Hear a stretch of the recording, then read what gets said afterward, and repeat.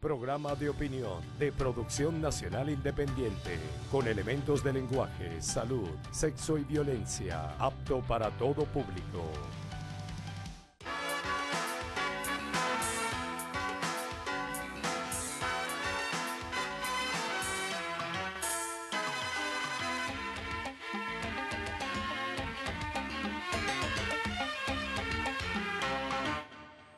Amigas y amigos, insisto una vez más en el tema del diálogo.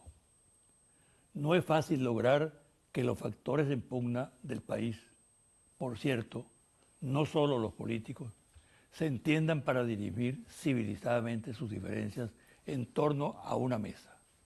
Hay demasiadas tensiones, estimuladas dentro y fuera del país, sobre lo cual no cabe duda alguna. Creo incluso que las que se manifiestan en el exterior son más inquietantes porque estimulan más la situación interna. Gente que viene de afuera se sorprende, por ejemplo, porque la situación que encuentran en el país, si bien es delicada, en aspectos como el desabastecimiento, la inseguridad, el impacto de la inflación, dista mucho de lo que dicen los medios de comunicación en el extranjero, que a diario registran una imagen de caos en Venezuela. No es que carezca de importancia lo que aquí ocurre, pero jamás llega a los extremos de las versiones catastrofistas que circulan en Europa, los Estados Unidos y ciertos países de la región. Al interior del país, al diálogo lo dificultan más las actitudes políticas radicales que la propia magnitud de los problemas. Y me atrevería a agregar que la escasa disposición que en el fondo tienen los dirigentes para asumir los problemas que afectan directamente a los ciudadanos. Por tanto, hay que reflexionar profundamente sobre el tema. En este sentido, la obsesión del liderazgo opositor de derrocar al presidente Maduro, de impedir a toda costa, como de lugar, como descaradamente dicen algunos voceros, que termine el mandato que el pueblo le dio en elecciones libres, democráticas, ajustadas a lo que pauta la Constitución, rige el comportamiento del sector opositor. La mínima posibilidad de un acercamiento del chavismo y el gobierno con el adversario es considerado por este como una especie de raya que descalifica. Es decir, que algo normal en cualquier país, como es el hecho de que el jefe del Estado se reúna con la más destacada figura de la oposición, que ejerce un cargo institucionalmente relevante como la presidencia de la Asamblea Nacional, se descarte con insólito primitivismo por temor a perder apoyo entre los seguidores. Son estas situaciones y muchas otras las que impiden que se allane el camino hacia el diálogo y se extremen peligrosamente las tensiones internas. En otras palabras, que la crisis se complique aún más y la confusión se expanda y profundice. ¿Quién o quiénes son los responsables? Que cada quien analice el problema, apreciadas amigas y amigos. Una pausa y al regreso converso con el analista político y económico Óscar Chemel.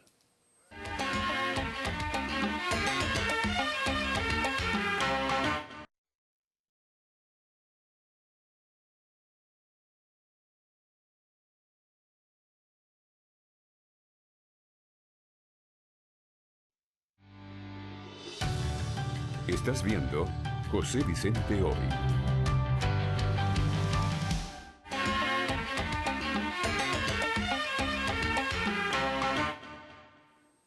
En una pasada entrevista con el invitado de hoy, Óscar Chemel, analista político y económico, y un conocedor de las tendencias de la opinión pública, quedamos en hacer un balance, vamos a decir que semestral, con el objeto de hacer un seguimiento de las tendencias y de la situación del país.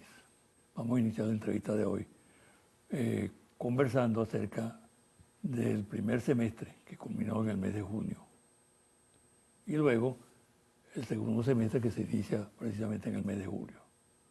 Óscar, bienvenido. Gracias, José Vicente. Bueno, el primer semestre, características, elementos más importantes que lo conformaron. Bueno, 2016 comienza con un elevado optimismo por parte de los venezolanos. No hay que olvidar que el voto del 6 de diciembre no fue un voto para desalojar a nadie del poder, fue un voto para presionar por soluciones y respuestas. La gente con ese voto castigo, el desempeño económico... Y para establecer un cierto equilibrio de Y poderes. establecer un equilibrio. La gente pensaba que este voto, que fue un voto para castigar lo que se percibía como un mal desempeño en el terreno económico, este voto serviría para presionar por rectificaciones y respuestas del lado del gobierno nacional. Pero también este voto, la gente lo entendía como la posibilidad de que la oposición contribuyera a resolver los problemas económicos del país. Para el 64, en enero, para el 64% de los venezolanos, la prioridad de la nueva Asamblea Nacional era contribuir a resolver la crisis económica, principalmente los problemas de desabastecimiento e inflación. En otras palabras, dotar a Venezuela definitivamente de una posición responsable. Sí. Los venezolanos no andan buscando culpables, andan buscando respuestas y soluciones. Y ese fue el espíritu que privó el 6 de diciembre. Castigo, pero también presión por soluciones y respuestas de manera urgente. 2 meses después, todos los indicadores emocionales positivos, toda esta expectativa positiva con respecto al porvenir se desplomaron. La gente observó que la polarización, por el contrario, se agudizaba, se acentuaba, que el gobierno tampoco daba respuesta y la oposición se concentraba solo en el discurso de la salida del presidente Maduro. Se produjo un cambio de tendencia. Sí, de hecho, después de las elecciones presidenciales, la valoración positiva de la gestión de Nicolás Maduro se incrementó unos puntos, así como se incrementó la valoración o la opinión favorable con respecto a la Asamblea Nacional. Es decir, se creó un clima realmente de optimismo, de buena vibra con relación al porvenir del país. Sin embargo, los problemas han persistido. Y vemos cómo de lado y lado hay un discurso y unas banderas que no están conectadas con las reales demandas y expectativas de los venezolanos, que tienen que ver fundamentalmente con la economía. Económico. Con lo económico. Es decir, en el primer semestre empieza a marcarse la cuestión económica como algo determinante. Sí, es la gran preocupación de los venezolanos, desabastecimiento e inflación, además de la inseguridad, ¿no?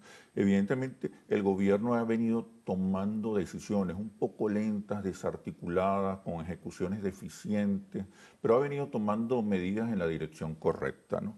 La actualización de precios, la sinceración del tipo de cambio, la concertación con el sector privado, ¿no?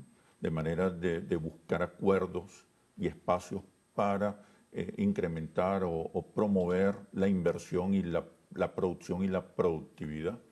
¿Por qué persiste el desabastecimiento? Pues los problemas son muy graves, son muy graves y requieren de políticas cuyos resultados se ven a mediano plazo.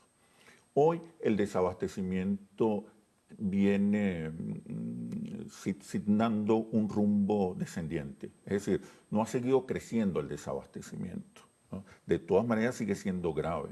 Interlaces realiza periódicamente índices de desabastecimiento en punto de venta en los hogares y en los mercados informales controlados por el bachaquerismo, lo que se ha dado en llamar la cesta Petare. Según el índice de desabastecimiento en el hogar, 62.7% de los 42 productos que estudiamos, que son 42 productos entre alimentos y productos de higiene personal, 62.7% no están en el hogar. 45% porque no se consiguen, pero 42% porque ya la gente no los puede pagar. La inflación ya. La inflación está limitando la capacidad de acceso de los venezolanos a los alimentos fundamentales. Los bachaqueros están suministrando el 11% de las medicinas, el 42% de los productos de aseo personal y el 36% al 41% de otros productos. ¿Qué puede significar la guerra a fondo contra el bachaqueo? ¿Agravar la situación?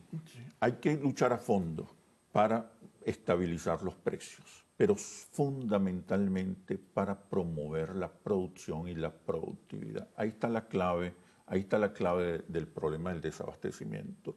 Si no hay suficiente oferta, inevitablemente y hágase el esfuerzo que se haga, seguirán surgiendo estos canales informales, ilegales, de venta de alimentos y medicinas. ¿Se está haciendo ese esfuerzo? Se está haciendo ese esfuerzo. Yo pienso que las medidas van en dirección exacta. Incluso el nombramiento de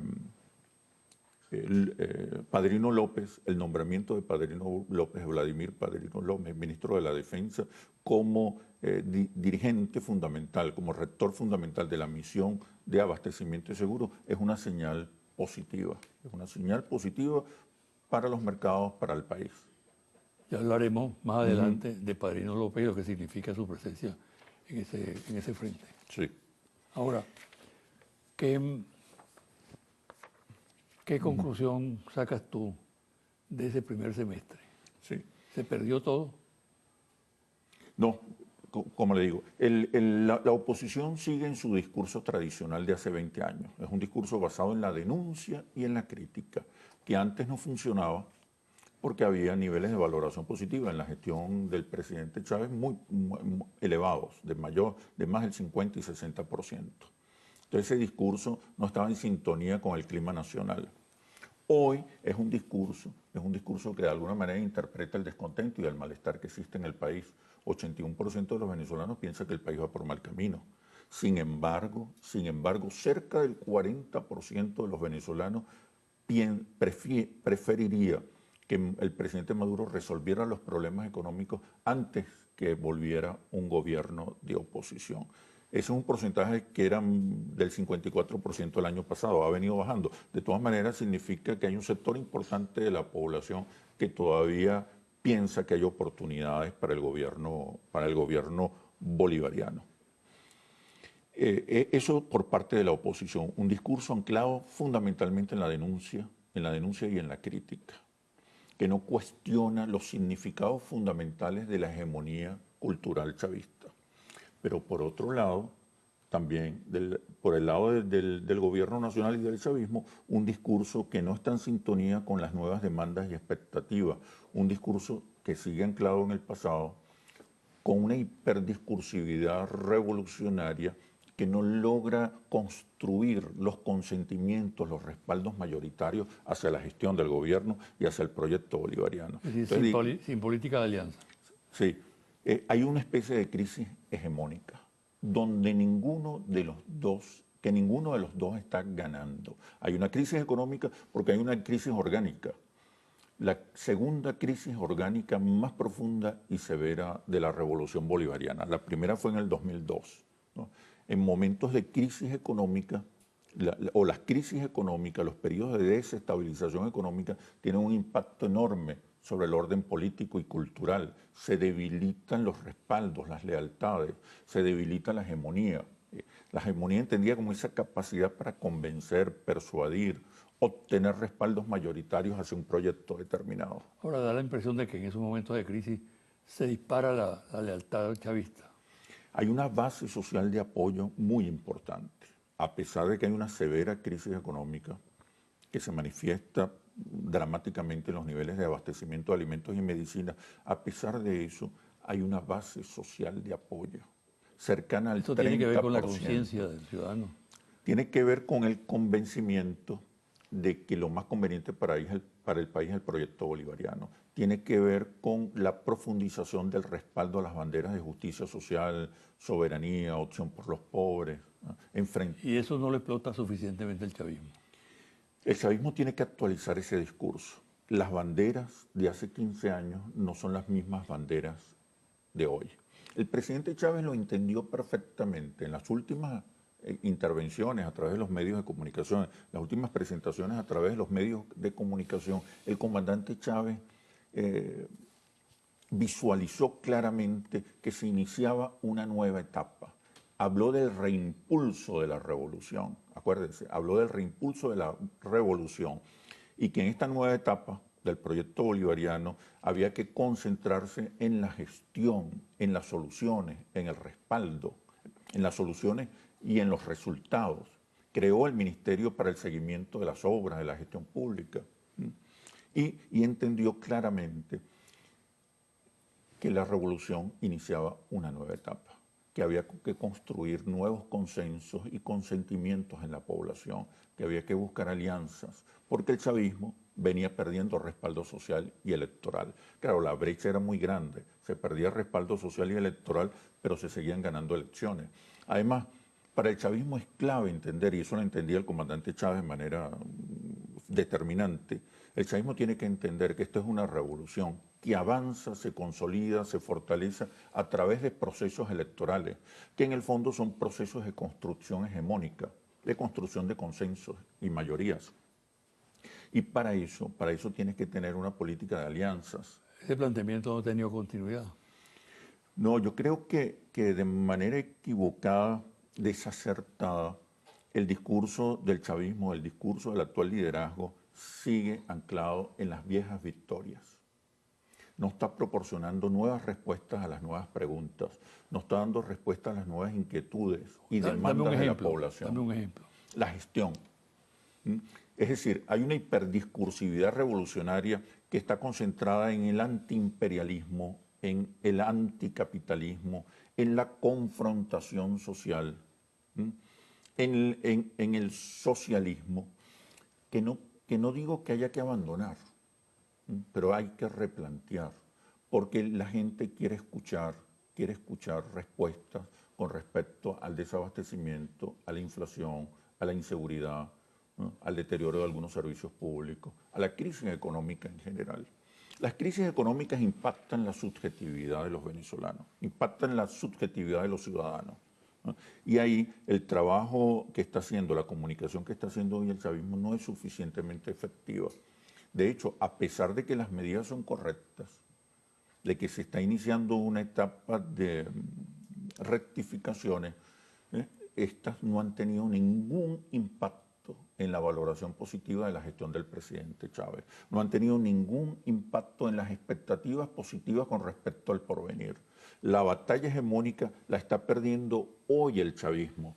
No la está ganando la oposición, que sigue concentrada en un discurso de denuncias y crítica. Pero el chavismo tampoco ha podido convencer a los venezolanos, convencer mayoritariamente a los venezolanos de la conveniencia de la continuidad del gobierno bolivariano, de la utilidad de las medidas. No ha profundizado sobre el tema de la crisis económica. No observa al gobierno trabajando intensamente en la solución de los problemas. Pero tampoco lo logra la oposición. La oposición está anclada, como decía, en un discurso basado en la denuncia, en la crítica, en el cuestionamiento, que hoy está en sintonía con el descontento, por supuesto, pero que no aporta tampoco soluciones, ni aporta esperanza, ni construye esperanza para la población. Ambos no tienen un discurso esperanzador. ¿Qué puede entonces irrumpir en esa situación que se crea prácticamente de terreno baldío? Interlace está midiendo permanentemente los indicadores emocionales, que son la base del comportamiento. La gente después racionaliza las emociones para explicar su conducta, pero en general la base del comportamiento social y político es emocional. Entonces Interlace le ha estado dando seguimiento a todos los indicadores emocionales. Observamos cada vez más preocupación, molestia, rabia, frustración, desesperanza. Pero también hay miedo. Hay miedo de que la situación pueda empeorarse si hubiese una explosión social, si hubiese un desbordamiento social. Entonces, ese miedo de alguna manera, ese miedo mezclado con algo de esperanza es lo que muchas veces tiende a que el venezolano espere a que lleguen tiempos mejores. Pero hoy el venezolano no reconoce alternativas. Cuando vota por la oposición no está votando por un proyecto, está votando en contra de un desempeño económico. El chavismo, insisto, sigue siendo la principal fuerza social y simbólica porque de alguna manera mantiene las banderas originales, las banderas fundamentales de combate a la pobreza, de opción por los pobres, ¿no?, las banderas populares. Eso de alguna manera eleva los niveles de tolerancia con respecto a la gestión. Y además porque la gente no quiere problemas. La gente quiere que cualquier salida, respuesta, solución sea en el marco de la paz, del diálogo, de la Constitución y de Ya las tiene leyes. suficientes problemas. Más del 80% de los venezolanos está de acuerdo con un diálogo entre el gobierno y la oposición. 75% cree que el diálogo con los empresarios es más importante que el diálogo con la oposición. ¿Qué te están diciendo los venezolanos con esta respuesta? Le está diciendo a los políticos que no los necesitan para resolver los problemas económicos. Le está diciendo al liderazgo que para resolver los problemas económicos hay que concentrarse en la producción y en la distribución de alimentos y medicinas. Son cambios importantes, son cambios en la subjetividad muy importantes. Por eso Interlace ha hablado insistentemente del surgimiento de un nuevo sujeto social histórico, después de 17 años de revolución. Un nuevo sujeto social histórico, hijo de la revolución. Vamos a hacer una pausa. Perfecto. Y al retornar abordemos el segundo semestre, que comenzó en julio. ¿Ok?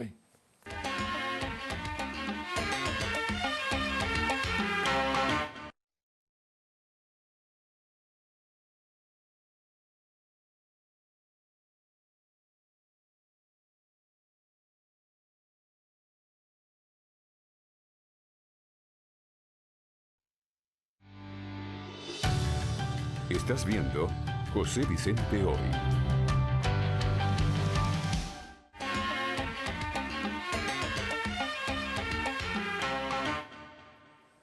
Oscar, en el segmento anterior hablamos en términos generales de la política, pero fundamentalmente de lo económico. Quiero que ahora que vamos a analizar el segundo semestre de este año, nos concentremos en lo político. La política en este momento. Como le decía, hay una crisis hegemónica. La crisis económica ocasiona la pérdida de consensos, debilita la capacidad que tienen los actores fundamentales, los actores políticos, para construir consentimientos, para construir mayorías. ¿Okay?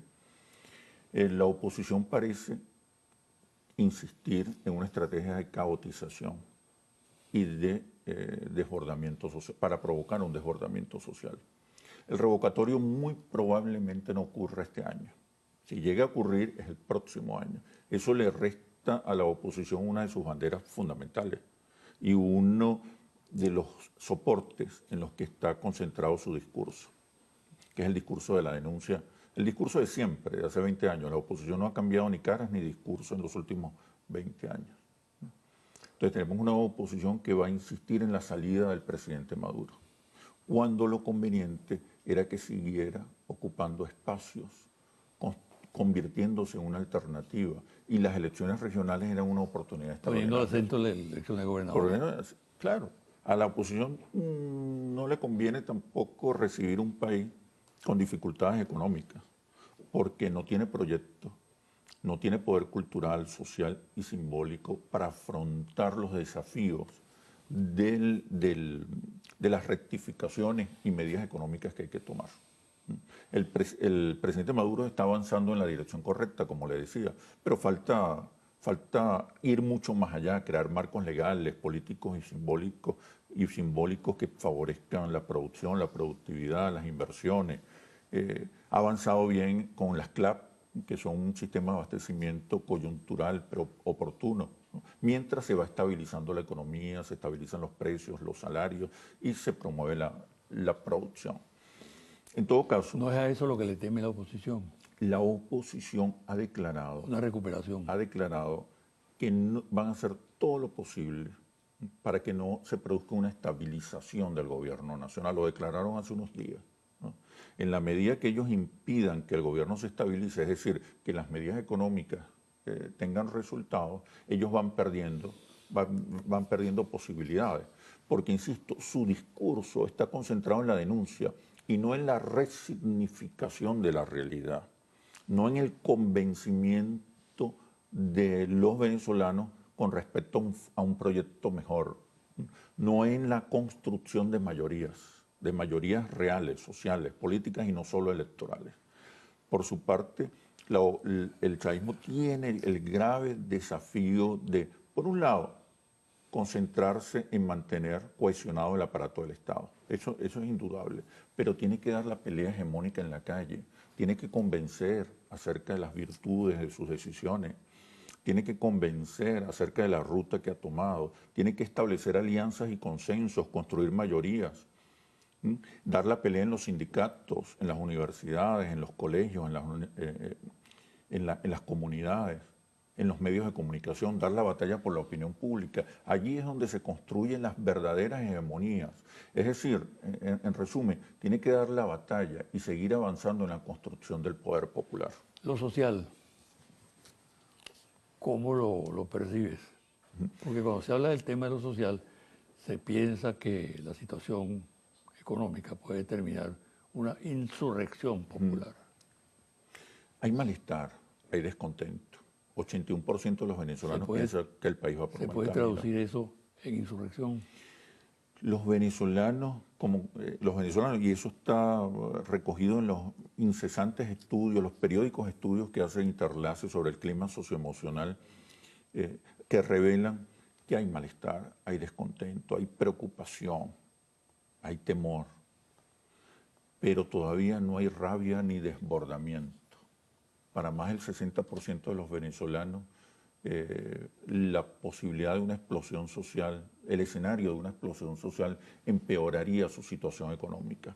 Además, los venezolanos han dado demostraciones incesantes de que están apostando a la paz, a la estabilidad, a las respuestas electorales o a las decisiones pacíficas y electorales dentro del marco constitucional. Está surgiendo un nuevo sujeto social histórico.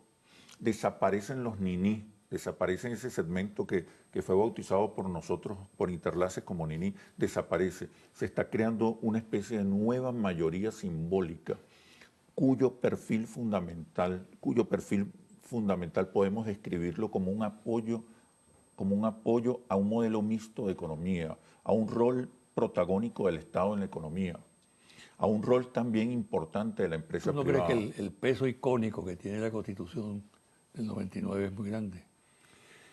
El chavismo ha logrado construir símbolos muy poderosos.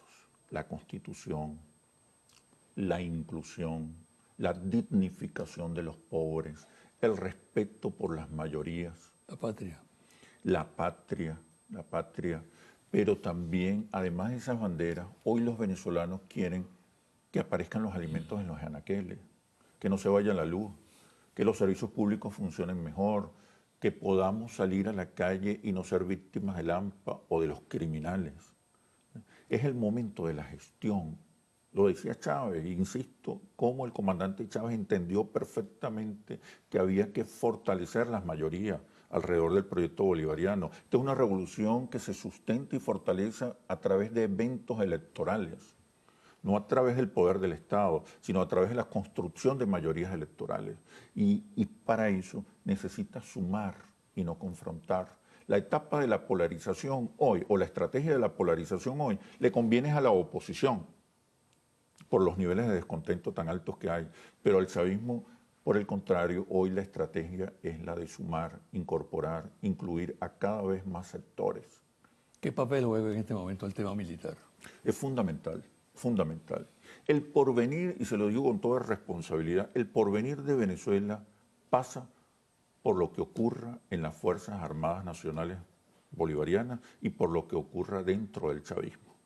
Porque la oposición no tiene estrategia para afrontar la crisis, para afrontar los cambios que pudiesen ocurrir en Venezuela.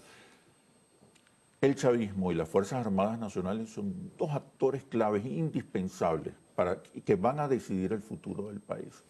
La Fuerza Armada sufre hoy una campaña feroz de descrédito que hay que enfrentar, que la Fuerza Armada debería enfrentar. La Fuerza Armada es hoy dentro del Estado un pilar fundamental.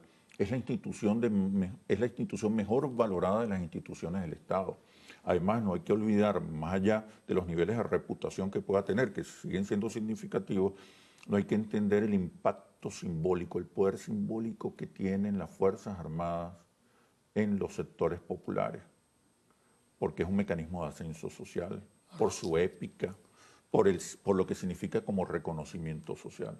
Entonces, independientemente de los niveles altos o medianos en los que está la reputación de las Fuerzas Armadas Nacionales, su poder simbólico sigue siendo muy importante. Atacar las Fuerzas Armadas es un error político, es un error estratégico.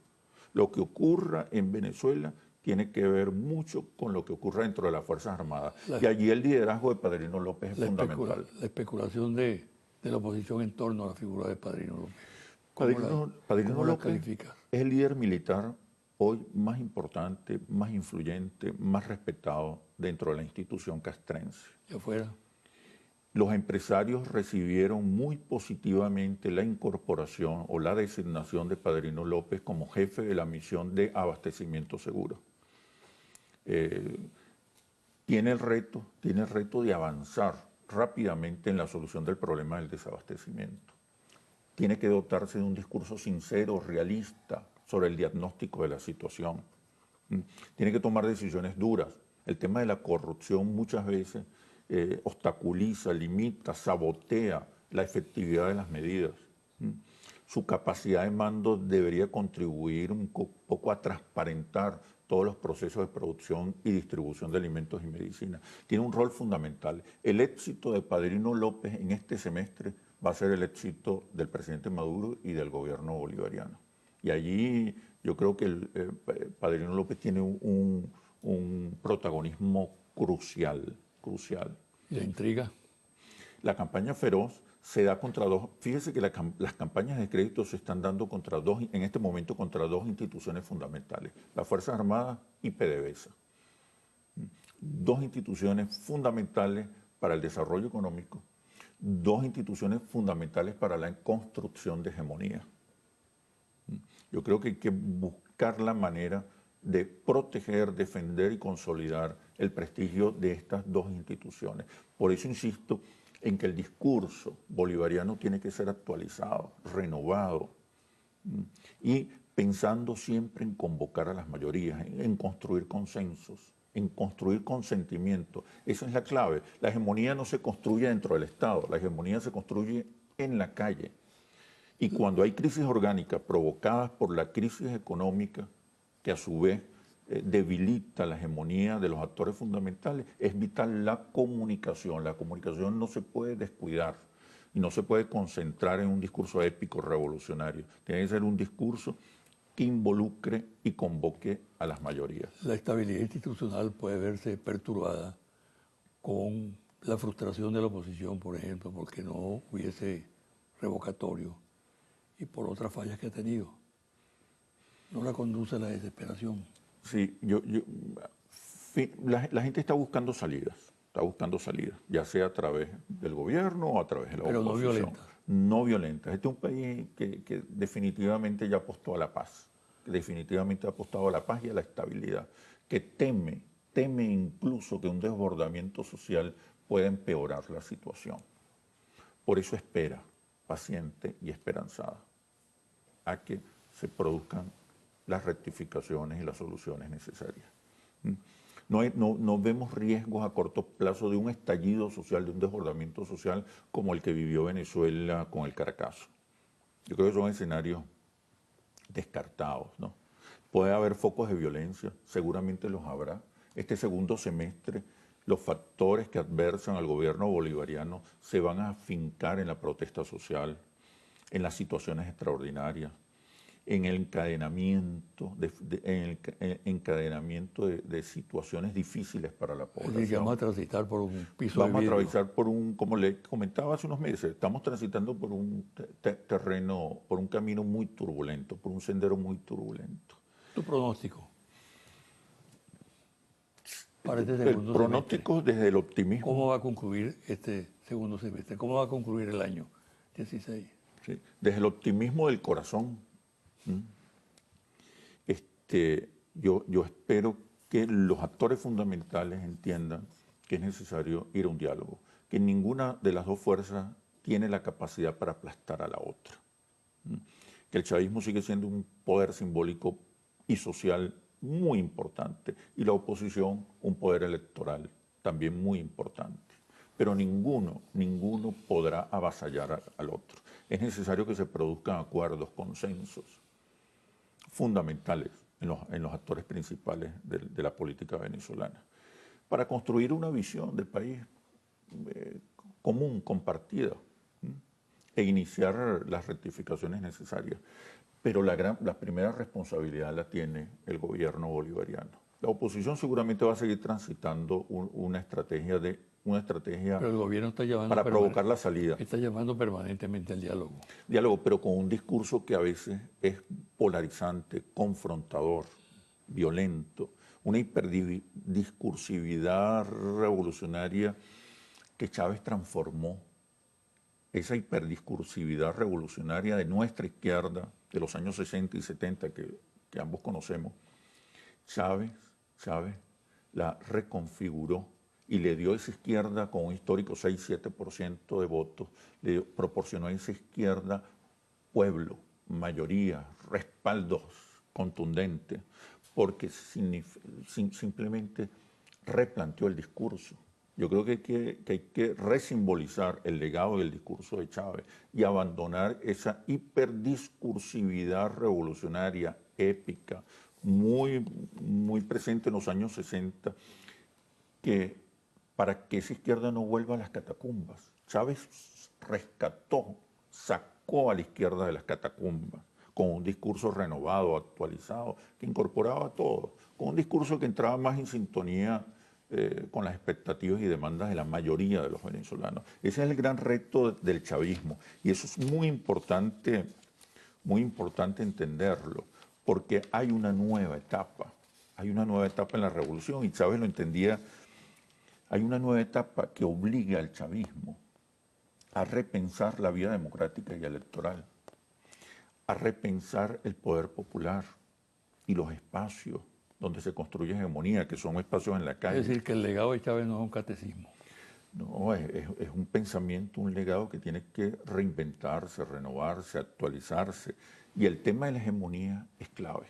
El tema de la hegemonía es clave. No basta con controlar el Estado y sus instituciones fundamentales. Hay que ganar el consentimiento de cada vez más amplios sectores sociales. Nos vemos a finales de este semestre. Bueno, muchísimas gracias, José Muchas Vicente. gracias. Suerte. Mucha suerte. Hasta pronto. Una pausa y al regresar los confidenciales.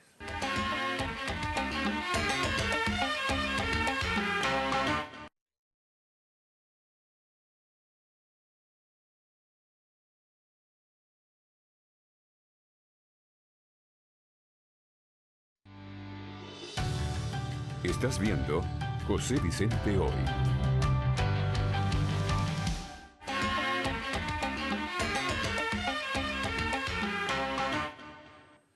Y ahora los confidenciales. El pasado domingo 31 de julio fue asesinado en horas de la tarde en el sector La Isabelica de Valencia, Estado Carabobo, el coronel ejército Mariano Mosquera, juez militar quien venía ejerciendo el cargo de consultor jurídico del Ministerio de Educación. Dos individuos que se movilizaban en una moto le dispararon en momentos en que el oficial se disponía a visitar a unos familiares en el lugar. Conocí al coronel Mosquera, oficial valioso y preparado. En varias oportunidades me manifestó que temía por su vida, que era objeto de constantes amenazas. Los medios de comunicación atribuyen el crimen a una acción de sicariato. Puede que en efecto lo sea, pero no descarto que se trate de un crimen más complicado, en el que participan otros factores. Espero que la investigación a fondo de este crimen que prometió el ministro de Defensa, Vladimir Padrino López, determine con urgencia tanto la autoría material como la intelectual. En un emotivo homenaje a Hugo Chávez en Buenos Aires, con motivo de su cumpleaños, desbordado por una multitud de militantes, estudiantes, trabajadores, dirigentes políticos e intelectuales, la expresidenta Cristina Fernández de Kirchner, quien se trasladó especialmente a la ciudad para participar, manifestó que ante la grave crisis que tuvo Argentina por la deuda externa, el único que en el mundo ayudó a resolverla fue el expresidente venezolano, y definió a Chávez como un ciudadano del mundo, aclarando que a los grandes hay que recordarlos vivos porque no mueren. Cada día que pasa se hace más evidente la pérdida de poder de convocatoria de la MUD. Las recientes convocatorias son deprimentes, la asistencia es escasa y también se nota en ella un evidente desaliento. La que se efectuó el pasado 27 de julio, convocada con mucho alarde propagandístico, es prueba de ello. En Caracas se estima que las dos marchas no reunieron ni 1000 personas. En San Cristóbal, plaza fuerte de la oposición, no hubo manifestación. En Mérida, apenas 50 manifestantes. Y en el resto del país, la situación fue similar. ¿Qué está pasando con la convocatoria para actos de callo por los dirigentes de la MUD? Es la pregunta que muchos se hacen. Veamos algunas explicaciones. Una, que hay un agotamiento del recurso. Las marchas que convoca la MUD se han convertido en rutina y la asistencia carece de estímulos. Dos, los temas por los que se invita a marchar no se conectan con las necesidades y reclamos más urgentes del pueblo. Tres, al interior de la alianza opositora aumentan las divergencias y cada tendencia se mueve en función de sus particulares propósitos. Cuatro, el liderazgo personal, que es un elemento que juega como atractivo para asistir a actos públicos, se diluye, prácticamente se evapora. Todos estos factores están presentes en lo que le ocurre a la MUD y juegan papel importante, sobre todo cuando los dirigentes del órgano rector de la oposición amenazan constantemente con manifestaciones que a la postre son un fracaso. La situación electoral en los Estados Unidos no está clara. Las encuestas lo confirman. Unas veces está Clinton encabezando las encuestas y en otras aparece Trump. Las convenciones de los demócratas y de los republicanos tuvieron, pese a los recursos mediáticos que emplearon ambos partidos, relativo impacto y dejaron al descubierto las divergencias internas tanto de uno como de otro. Hay analistas que consideran que la victoria final será de Hillary Clinton por los recursos que maneja, el apoyo de su marido y de Obama, ambos con peso específico en la opinión pública. Pero hay también quienes consideran que puede darse un triunfo sorpresivo de Trump, quien ha roto esquemas electorales y con el correr del tiempo logró un crecimiento impensable en el electorado. Un intelectual demócrata, el cineasta y escritor Michael Moore, escribió, por ejemplo, un artículo emblemático en el que da 5 razones por las cuales Trump ganará las elecciones. Una de ellas es la evidente impopularidad de Clinton y la fama de corrupta que la acompaña. Para estar claro acerca de las falsedades que difunden los medios de comunicación en el exterior sobre la realidad venezolana, es suficiente este titular del diario El País de España, al día siguiente de la fracasada convocatoria de la MUD a marchar. Comillas, la oposición venezolana aumenta presión en la calle por el revocatorio. Cierra comillas. ¿Acaso puede llamarse presión que unas 1000 personas en todo el país, con más de 30 millones de habitantes, hayan salido a la calle a favor del revocatorio? Un apoyo importante de la guerra económica que libra la derecha contra el gobierno constitucional venezolano es la corrupción. Hay que decirlo con toda claridad, porque lo que se está descubriendo con motivo del trabajo que adelanta la misión Gran Abastecimiento Soberano y Seguro que preside el general en jefe Vladimir Padrino López se pierde de vista y confirma el efecto letal de la corrupción en todo cuanto tiene que ver con la importación y escasez de alimentos, medicinas, insumos para la producción. Ojalá que lo que se está descubriendo salga a la luz pública con nombres y apellidos y se apliquen sanciones ejemplarizantes. Confidencial al cierre, Interlaces. Número 1. Al 30 de julio y por primera vez la cesta Petare disminuyó 10,3% de 138.978 bolívares a 124.634 bolívares con respecto a la medición anterior del 15 de julio. Número 2. La cesta Petare es el nuevo indicador quincenal de precios realizado por Interlace y comprende el costo total de 42 productos regulados, entre canasta básica y artículos de higiene personal que son revendidos por los bachaqueros en la redoma de Petare. Número 3. La cesta Petare se ubicó 12 veces por encima de lo que costaría la misma cantidad de productos a precios regulados. En algunos casos, los precios ilegales superan más de 160 veces el precio justo de venta al público, como por ejemplo en el caso de la pasta. Número 4.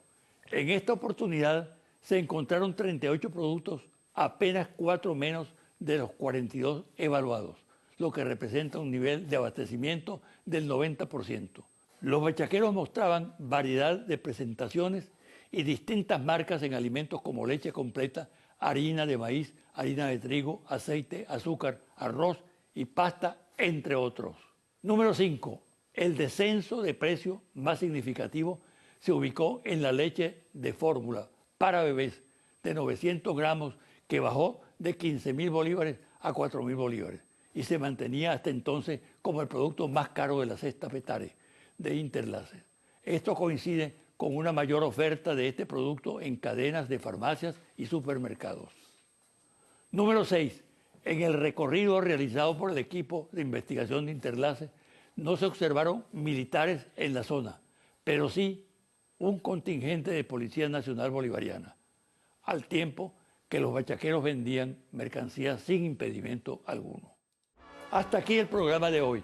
Me despido hasta el próximo domingo a las 9 de la mañana por este su canal Televen.